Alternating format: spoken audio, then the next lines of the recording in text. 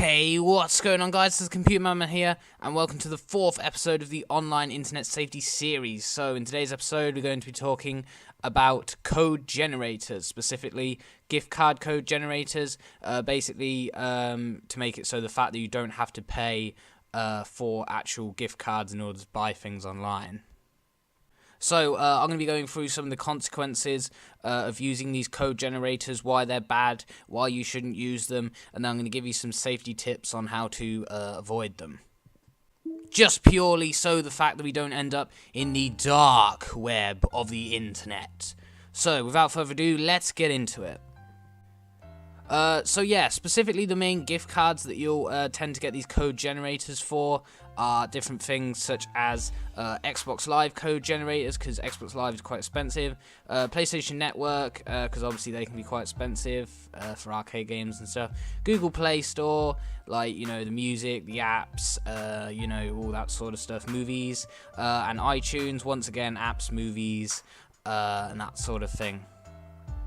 And lastly, the big one, which is Amazon, because Amazon, you can pretty much get anything from there, anything, clothing, garden stuff, you know, electronics, pretty much like anything.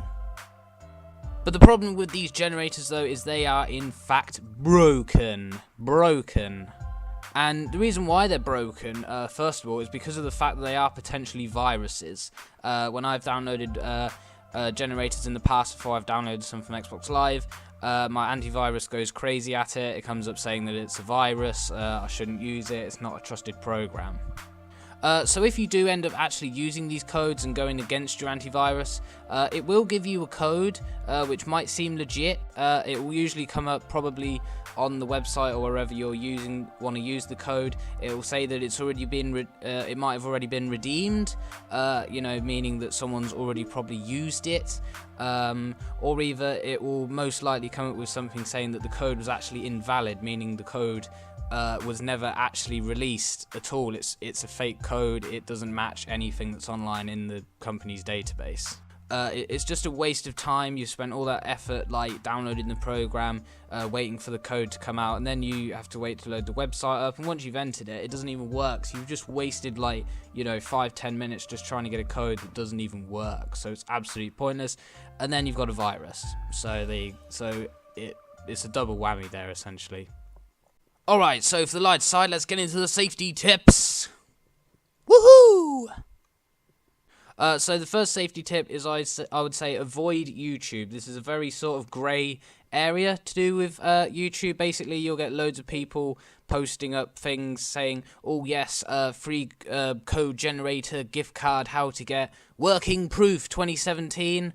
You know, they'll say updated for 2017, brand new 2017, you know, works 100%. But in essence, all these kind of things that they put in the title and the descriptions are just absolute bullshit.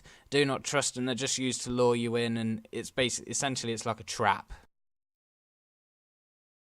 So the other thing is, when you're going to download a program, just check the file name of it just to make sure if it says anything in the name to do with generator, just cancel it and don't save it or run it. And on your antivirus, make sure all your shields are up and make sure that you've actually got antivirus installed. So this can be file system shields, web shields, behavior shields, like all the kind of shields that you can get. Because this will help identify what kind of virus or what kind of, you know, malware it is, essentially. So then it can block it. So yeah, guys, that's been it for the video. I hope this has been a lot of help for you guys, and hopefully now you won't be using these code generators, and we are now no longer in the dark web. We are now hopefully on top of the World Wide Web.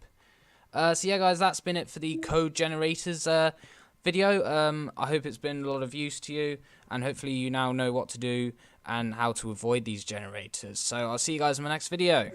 Goodbye, guys.